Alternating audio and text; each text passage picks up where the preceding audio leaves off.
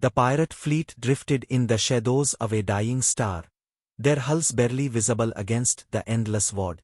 The Blood Wraith, an aging battleship with rusted plating and deep plasma scars, served as the meeting ground for the most notorious captains in the sector. Inside its dimly lit war room, a heavy table stood surrounded by alien and human figures, each representing a different faction of the lawless frontier. A holographic projection flickered to life above the table, casting a faint blue glow over the scarred and ruthless faces gathered around it. Captain Oris, a towering warlord, bared his sharp teeth as he slammed a datapad onto the table. The display flickered, revealing the prize that had drawn them together. A Terran convoy, rich beyond measure, traveling through the outer rim with only minimal escort. "This is our opportunity," Oris growled, his guttural voice filled with confidence. "We strike hard and fast. The Terrans won't know what hit them." A low murmur ran through the assembled captains. The promise of untold riches was enough to make even the most cautious among them salivate. Some had tangled with Terran vessels before, but no one here had ever dared to strike at such a large shipment. A reptilian captain leaned forward, his scaled fingers tapping against the table. "And what of their response?" he hissed. "The Republic does not forgive." Oris scoffed. "They will be too slow. By the time they react, we will be long gone, our coffers filled with enough wealth to disappear into the void forever." His confidence was infectious. A few captains nodded, already seeing the spoils in their minds.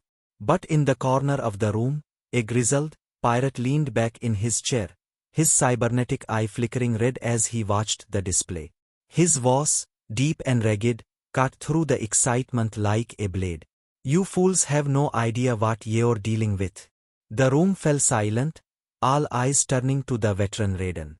"You think the Terrans will just roll over? You think they're weak?" He chuckled darkly, shaking his head. "I've seen what happens when you push them too far. You think this is a convoy? This is bait." A tense silence filled the war room. Some captains shifted uncomfortably, their previous bravado tempered by the weight of the words. Oris narrowed his glowing yellow eyes. "You're scared, old man," he sneered. "You've lost your edge." The exhaled through his nose, leaning forward. "I've seen entire fleets disappear without a trace after thinking they had the upper hand against Terrans. They don't fight like the others. They don't fight for honor, or territory, or even wealth. They fight to win, and they don't stop until the threat is gone." He tacked the side of his cybernetic eye, his face grim. "The last time I went against them, I was the only one who made it out alive." The room remained silent for a few moments before a chuckle rose from one of the younger captains, a brash human named Daro. "Old war stories," he scoffed. "The Republic isn't invincible. They bleed like anyone else." Oris grinned, emboldened by the younger pirate's dismissal. "Exactly. The Terrans have grown complacent, fed from their victories. They won't see this coming." He looked around the table, his voice rising. "We have the numbers, the firepower, and the advantage of surprise. We strike together, and we walk away richer than we ever dreamed." Murmurs of agreement rippled through the room, and one by one, the captains signaled their support. The promise of wealth outweighed their fear. The deal was struck. As the pirates filed out of the room, making their way back to their respective ships, Da lingered. His gaze locked onto the holographic projection of the convoy. Something about it unsettled him, an unease deep in his bones that he couldn't shake. Oris approached, smirking. "If you're too scared to come along, old man, I won't hold it against you." Da didn't look away from the display. "You're making a mistake," he muttered. Oris clapped a heavy hand on his shoulder. "Then I'll be the richest fool in the galaxy." With that, he turned and strode out, leaving Da alone in the war room. He sat in silence, watching the flickering image of the Terran convoy. A feeling he had long buried began creeping back, when he had almost forgotten after years of raids, battles, and encounters. The air inside the Blood Wraith was thick with smoke and the scent of burning circuitry, Red emergency lights cast the ruined bridge in an eerie glow, flickering over shattered control panels and slumped bodies. The pirate warship was a crippled husk, its hull breached in multiple places, its engines dead. Outside, through the massive silhouette of the Indomitable filled the void, its weapons still locked onto them, a silent warning that any resistance would mean annihilation. Oris sat slumped in his captain's chair, hands clenched into fists. Surrender. The word churned in his gut like acid. He had prided himself on being untouchable, on always being one step ahead of the Republic's reach. Now, he was nothing more than a prize waiting to be claimed. Darrow staggered to his feet, wiping blood from his temple. Escape pods, he asked, was yours? Disabled, Oris muttered. They made sure we had nowhere to run. A sharp, mechanical hiss filled the bridge. The airlock door groaned as it was forced open. Heavy footsteps echoed as figures in sleek, black combat armor flooded into the room, their weapons raised. Terran Republic Marines, silent, efficient, and utterly devoid of mercy. The lead soldier stepped forward, visor reflecting the dying lights of the bridge. Captain Oris, the voice was cold, authoritative.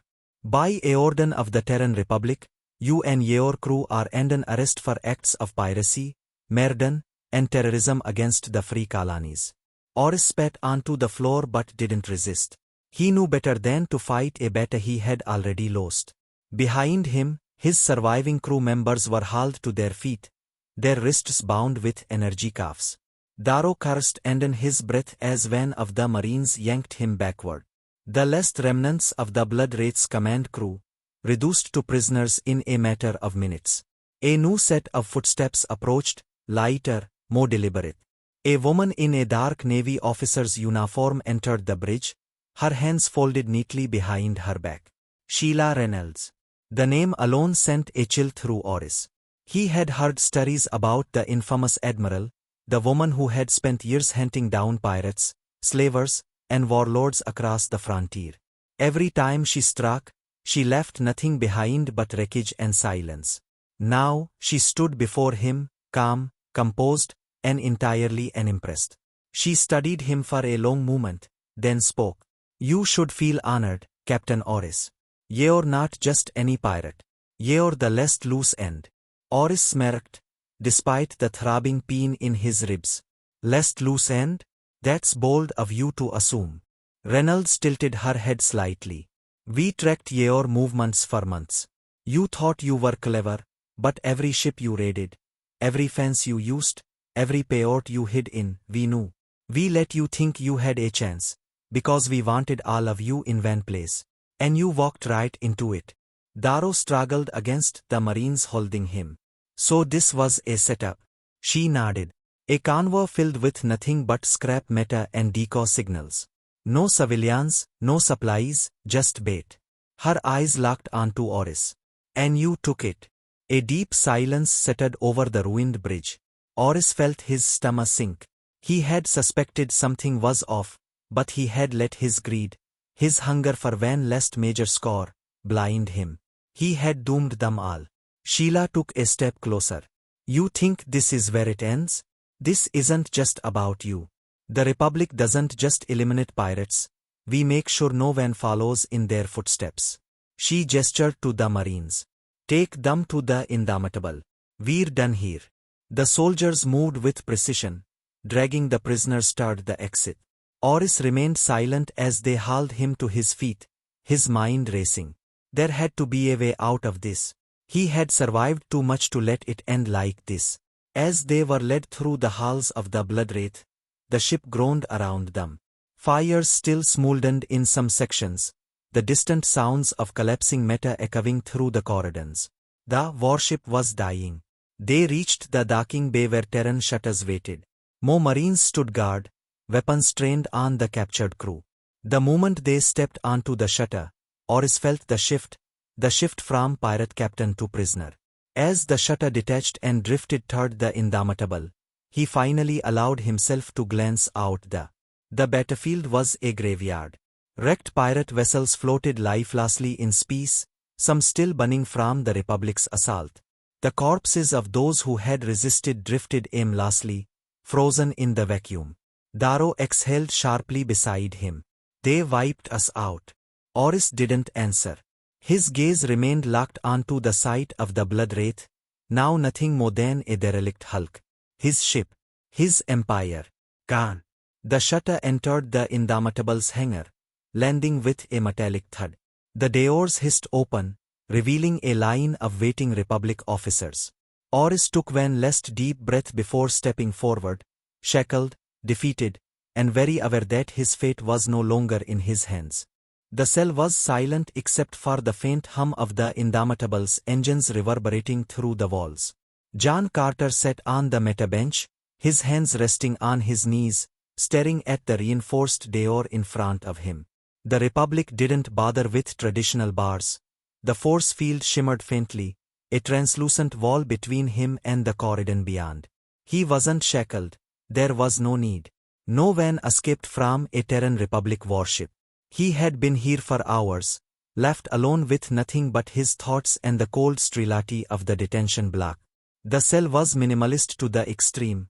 No cot, no comforts, just the bench and the steady, unchanging artificial light overhead.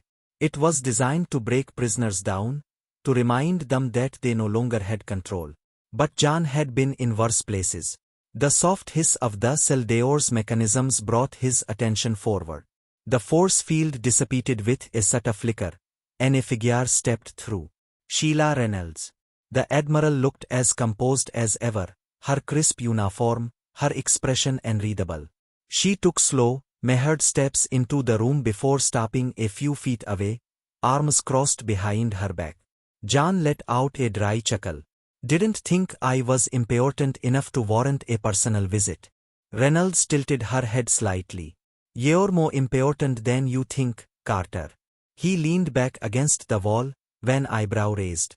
That so? Lest I checked, I was just another smuggler. Her gaze was steady, dissecting. Smuggler, information broker, sometime fence, and former Republic officer. Jon's smirk faltered, just for a fraction of a second. That last one's ancient history. Not to us, she countered. You walked away from the Republic. But you never truly left, did you? You've been operating in the cracks of the frontier, passing information, making deals. Some of them even benefited us. Jon shrugged. Gotta make a living. Reynolds took a step closer. I read the reports on the Oris operation. You warned us about their last movement. That was valuable intel. He met her gaze evenly. Didn't do it for you. Did it because Oris was getting too bold. When pirates get reckless, people get hit. Civilians. That's bad for business. A flicker of something, approval, maybe, passed through her eyes, but it was gone in an instant. Regardless of your reasons, you helped. And that puts us in an interesting position. Jon leaned forward, elbows on his knees. You're not here just to thank me, are you? No, she admitted. I'm here to offer you a choice. That piqued his interest. I'm listening. She clasped her hands behind her back again, slipping effortlessly into the tone of an officer giving orders. You can spend the rest of your days in a Republic detention facility. You've skirted the law too many times to just walk away from this. Technically, you should be in shackles already. Jon exhaled through his nose. Sounds like you've got another option. She nodded. Work for us. A quiet pause settled between them. Jon studied her carefully, trying to gauge how serious she was. He knew how the Republic worked. They didn't make offers lightly. If they wanted something from him, it meant they saw him as useful. He leaned back again, folding his arms. And what exactly would that entail? You have connections. You have skills. You know how to navigate the places we can't always go openly. We need someone who can operate in the shadows, someone who knows how the frontier really works. She met his gaze. We need a fixer. Jon let out a slow breath. So you want me to be your little errand boy? Reynolds didn't flinch. I want you to be an asset. Someone who can move freely where Republic agents can't. Someone who understands the volume of information. Jon scoffed. Sounds a lot like indentured servitude. Think of it as a partnership, she countered. We keep you out of a cell, you keep us informed. If you're good enough, you might even earn back some of that freedom you're so fond of. He frowned, considering the weight of her words. He had spent years avoiding getting tangled up in Republic affairs again. But now they had him backed into a corner. Prison wasn't an option. He'd rot in a hole somewhere, forgotten. But working for them? That gave him a chance to still play the game, to keep a hand in the world he knew. And if he played it smart, he might even find a way to turn the situation to his advantage. He exhaled sharply. Fine. I'll play ball. But let's get one thing straight. I don't take orders. You want information, you'll get it my way. Reynolds gave a small, knowing smirk. You'll take the orders that keep you alive, Carter. But as long as you deliver, we won't have a problem. She turned, heading for the exit. Welcome back to the Republic. The force field reactivated behind her as she left, sealing him in Vansmo. Jon ran a hand through his hair, exhaling slowly. So much for staying out of trouble. The bar was dimly lit, the scent of burning, mingling with the acrid tang of cheap alcohol. It wasn't the kind of place where respectable officers of the Republic would ever set foot, which made it the perfect place for Jon Carter to meet his contact. He sat in the corner, his back to the wall, a glass of something vaguely resembling whiskey in front of him. The ice had long since melted, but he wasn't drinking it for the taste. It was just part of the act. Around him, the usual crowd of smugglers, mercenaries, and lowlifes kept to their own business, the murmur of hushed conversations filling the air like white noise. The door slid open, and he didn't need to look up to know who had entered. The presence alone was enough. Sheila Reynolds moved through the room with the kind of confidence that came from knowing she was the most dangerous person there, even out of uniform. She wasn't wearing her admiral's insignia, just a simple jacket and dark pants, blending in just enough to avoid immediate attention. But anyone with a brain would know she didn't belong. She reached his table without hesitation, sliding into the seat across from him with practiced ease. "You're late," Jon said, swirling the liquid in his glass. She ignored the jab. "You have something for me?" He smirked. "I always do. The question is, do you have something for me?" Reynolds leaned forward, placing a small data chip on the table between them. "Consider it a down payment. Proof that we're holding up our end of the deal." Jon picked it up, turning it over between his fingers. "And what exactly am I buying with this?" "Your past." Her tone was even, but there was weight behind the words. "Officially, you no longer exist as a wanted man. No charges, no warrants. As far as the Republic is concerned, you're a free citizen again." He raised an eyebrow. "Just like that?" She gave him a knowing look. "You know better than that. It comes with expectations." Jon sighed, setting the chip down and tapping it with one finger. "And what's the price tag on this little gift?" Reynolds sat back, her expression unreadable. "We need confirmation on the syndicate's latest movements. Something big is coming, and we need to know where and when." Jon chuckled, shaking his head. "You always ask for the easy stuff, don't you?" "I wouldn't be here if it were easy," she countered. He studied her for a moment, then exhaled sharply. "You're lucky I like you." Reynolds raised an eyebrow. "You don't like me, Carter. You tolerate me." He grinned. "Yeah, well, that too." He leaned forward, lowering his voice. "Word on the street is that the syndicate's looking to expand. Big time. They're planning something in Republic's peace, something bold. I don't have the details yet, but they're gathering resources, consolidating power. They're making a move soon." Reynolds's expression darkened. "Do you have names?" "Not yet," Jon admitted. "But I know where to start looking."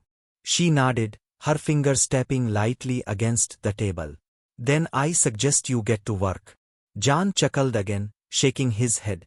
"You know, for someone who just cleared my record, you should know how to keep a guy on a leash." She smirked. I don't need a leash. You know exactly what happens if you cross us. His grin faltered for a split second, but he recovered quickly. Oh, I have no doubt. He downed the rest of his drink and stood. Well, Admiral, it's been a pleasure, as always. I'll be in touch. Reynolds watched him go, her expression unreadable. As the door slid shut behind him, she picked up her drink and took a slow sip, her mind already working through the implications of what he had just told her. If the syndicate was truly making a move into Republic's peace, things were about to get messy. And Jon Carter, he was right in the middle of it, whether he liked it or not.